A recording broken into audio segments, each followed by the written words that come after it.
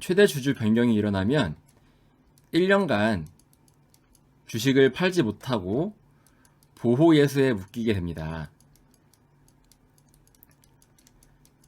하지만 에너지솔루션즈를 제외한 나머지 투자 조합들은 언제든지 주식을 팔고 나가도 상관이 없습니다.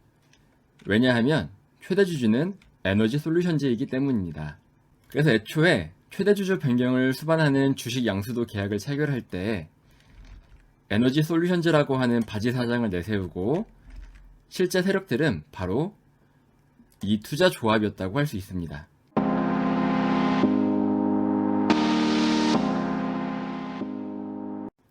안녕하세요. 올바른 투자를 지향하는 올투입니다. 오늘은 2021년 국내 증시를 뜨겁게 달궜던 에디슨 EV의 작전 방식에 대해서 분석해보고자 합니다. 에디슨 EV는 쌍용차 인수를 재료로 하여 주가가 엄청나게 급등했던 작전주였는데요. 당시에 강윤건 회장이 유퀴즈에 출연해서 전기 버스에 대한 진심을 밝히면서 한참 화제가 됐던 기업이기도 합니다. 자, 그러면 이런 에디슨 EV는 과연 어떤 식으로 작전을 펼쳤을까요? 같이 분석해 보겠습니다. 현재 에디슨 EV는 스마트 솔루션즈라는 이름을 갖고 있습니다. 물론 현재는 상장 폐지된 상태입니다. 에디슨 EV의 작전을 살펴보면 처음 작전이 시작될 때 원래 기업은 세미시스콤이었습니다. 이 세미시스콤이라는 회사를 인수하면서 작전이 시작되죠. 먼저 최대 주주 변경을 수반하는 주식 양수도 계약 체결을 합니다. 보시면 아시겠지만 유상증자 납입에 따라서 에너지솔루션즈가 2021년 7월부터 당사의 최대 주주로 변경이 예정되어 있다고 나옵니다. 그런데 이게 포인트가 아닙니다. 당시 최대 주주 변경 공시를 보면 에너지솔루션즈가 최대 주주가 되지만 그 외에 주식 양수도 계약을 맺으면서 SLH, 메리골드 투자조합, 스타라이트, 아임홀딩스가 대규모 주식을 가져갑니다. 왜 이렇게 가져갔을까요? 바로 최대 주주는 최대 주주 변경이 일어나면 1년간 주식을 팔지 못하고 보호 예수에 묶이게 됩니다. 하지만 에너지솔루션즈를 제외한 나머지 투자 조합들은 언제든지 주식을 팔고 나가도 상관이 없습니다. 왜냐하면 최대 주주는 에너지솔루션즈이기 때문입니다. 그래서 애초에 최대 주주 변경을 수반하는 주식 양수도 계약을 체결할 때 에너지솔루션즈라고 하는 바지 사장을 내세우고 실제 세력들은 바로 이 투자 조합이었다고 할 수 있습니다. 처음에 5,920원이었던 주식 주가가 단숨에 5만원 부근까지 올랐습니다. 이후 주가는 계속 횡보를 하다가 최고가 82,400원까지 올랐습니다. 2021년 11월 12일 당시 최고가 82,400원을 찍고 이후 내리막길을 걷기 시작하더니 지금은 상장 폐지된 상태입니다. 즉, 이 작전의 핵심은 최대 주주를 제외한 나머지 투자 조합들이 당시 계약한 금액은 한 주당 14,750원이었습니다. 이 투자 조합들이 한 주당 14,750원에 이만큼 주식을 사들인 것입니다. 이들은 최대 주주가 아니기 때문에 주식을 언제 팔아도 무방한 상태입니다. 그러면 이들이 언제 팔고 나갔는지 한번 살펴보겠습니다. 스타라이트를 한번 검색해 보겠습니다.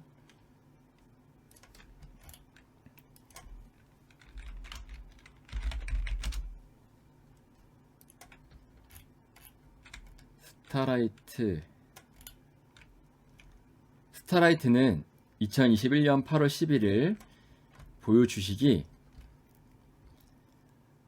29만 8,526주에서 17만 8,800주로 변동이 되었습니다. 세부 내용을 살펴보니 조합원들에게 현물 배분을 한 것입니다. 즉, 아직 판 것이 아닙니다. 그러면 왜 이렇게 현물 배분을 했을까요? 바로 5% 룰이라는 것이 존재하기 때문입니다.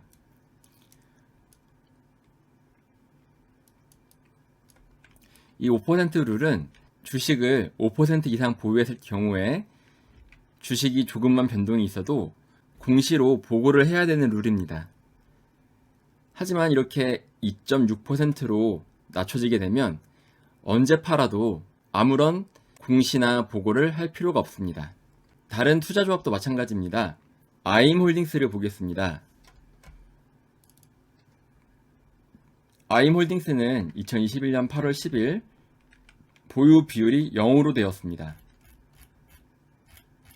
그 이유를 살펴보면 여기도 역시 조합원 현물 배분입니다. 스타라이트에 나왔던 한수지 씨가 여기 또 나오네요. 어쨌든 아임홀딩스 같은 경우도 이렇게 보유 지분을 0으로 만들면서 5% 룰에서 벗어나게 됩니다. 즉 언제 팔아도 아무도 알 수 없다는 뜻입니다. 이렇게 8월경에 자신들이 팔고 나간 것을 아무도 눈치 못 채게 작업을 완료한 이후 주가는 약 82,400원까지 올랐다가 이후 하염없이 흘러내렸죠. 상장 폐지까지 당했습니다. 그렇다면 과연 이들은 언제 팔고 나갔을까요? 그것은 아무도 알 수 없습니다. 이들의 재료는 쌍용차 인수였습니다. 하지만 당시 에디슨 EV의 재물을 봤을 때 도저히 쌍용차를 인수할 수 없는 여건이었습니다. 새우가 고래를 삼키는 격이었죠. 에디슨 모터스의 강윤건 회장은 그알 PD 출신입니다. 하지만 이런 쌍용차 인수를 내세워서 주가 조작을 했습니다. 당시 유퀴즈에 나와서 자신의 포부를 밝혔던 강윤건 회장에게 속은 개인 투자자들은 많은 눈물을 흘릴 수밖에 없었습니다. 기사를 살펴봐도 에디슨 EV의 대주주 투자조합, 아까 제가 말씀드렸던 그런 투자조합인데요. 주식을 대부분 처분하고 차익을 실현해 먹튀 논란이 일었다라고 나오고 있죠. 제 오른쪽 위 영상을 살펴보시면 아시겠지만 일반적으로 기업을 인수하면서 최대 주주 변경을 합니다. 그리고 전화사채권이나 유상증자를 발행합니다. 왜냐하면 나중에 주가가 많이 올랐을 때 차익 실현을 하기에 이만한 것이 없기 때문입니다. 그 다음에 이루어지는 수수는 목적 사업 추가입니다. 기업을 인수한 이후에 그 기업이 갑자기 리튬 기업이 된다거나 그 기업이 갑자기 로봇 기업이 된다던가 이런 것은 작전에서 흔히 있는 일입니다. 이후 주가가 급격하게 오르면 주가 차익을 실현하고 유유히 빠지게 됩니다. 물론 이 순서는 바뀔 수도 있습니다. 목적 사업을 먼저 추가하고 전화사채권이나 유상증자를 발행할 수도 있고요. 최대 주주가 변경되지 않을 수도 있습니다. 다만 이것은 일반적인 작전주의 흐름이라는 것입니다.